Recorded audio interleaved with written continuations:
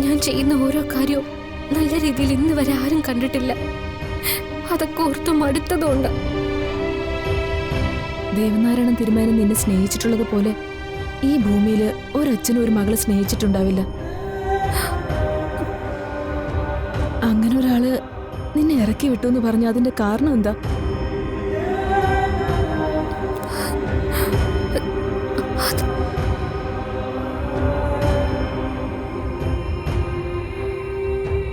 ഇതെന്തായി കാണുന്നത്?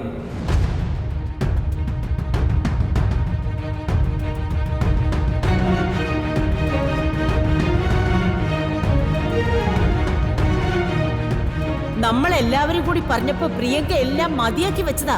പക്ഷെ ഇവള് നിർബന്ധിച്ചു കാണും. അല്ല മുത്തശ്ശി, ഞാൻ നിർബന്ധിച്ചിട്ടൊന്നുമില്ല. അവള് കരഞ്ഞെന്റെ കാല് പിടിച്ച് പറഞ്ഞപ്പോഴും. എന്നാ പിന്നെ അതറിയണമല്ലോ. ഞാൻ പ്രിയങ്ക മോളെ വിളിക്കാം. അച്ഛനോടും അമ്മയോടും പറയണമെന്ന് ഞാൻ ചേച്ചിയോട് പറഞ്ഞു.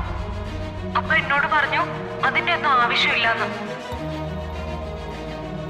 നീ വലിയ ആളായി കഴിയുമ്പോ അവര് നിന്റെ പിന്നാലെ വന്നോളൂ എന്നൊക്കെ ചേച്ചി പറഞ്ഞു.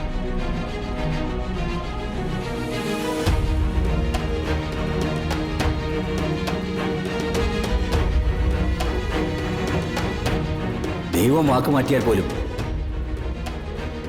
നിന്റെ വാക്കുകൾക്ക് മാറ്റം വരില്ല എന്ന് വിശ്വസിച്ചിരുന്നവനാ ഞാൻ. ജീവശ്വാസം പോലെ നിന്നെ സ്നേഹിച്ചിരുന്ന എന്നെയാണ് നീ ചതിച്ചത്.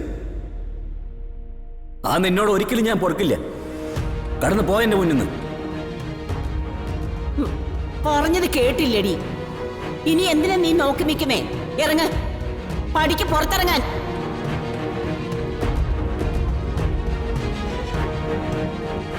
ദേവന് വേണ്ടാത്ത നിന്നെ ആറ്റുവാ ശരിക്കും വേണ്ട. ഇങ്ങോട്ട് ഇങ്ങോട്ട് പോ.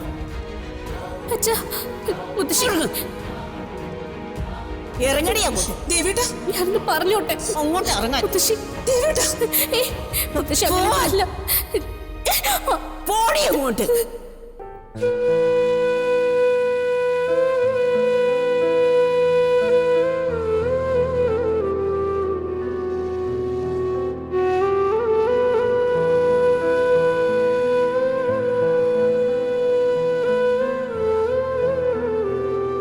എനിക്കൊരു ജന്മം ഉണ്ടാക്കി തന്നത് എന്റെ അച്ഛനാ. ആ അച്ഛൻ എന്നെ വേണ്ടെങ്കിൽ പിന്നെ ഞാൻ എന്തിനാ ജീവിക്കുന്നത്? ഞാൻ മരിക്കല്ലേ ചെയ്യേണ്ടത്?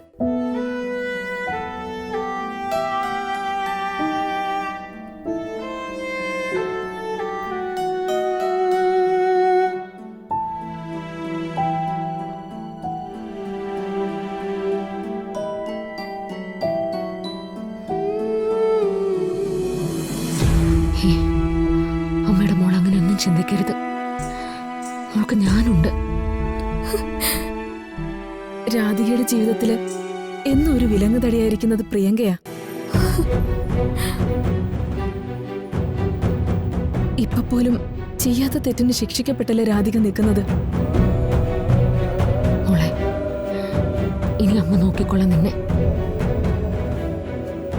നിനക്ക് നേരെ വിരൽ ചൂണ്ടാൻ ഇനി ആരും വരില്ല. അമ്മയ്ക്ക് നിന്നെ കണ്ടെത്താൻ കഴിഞ്ഞല്ലോ. അതിന് ദൈവം സഹായിച്ചില്ലേ?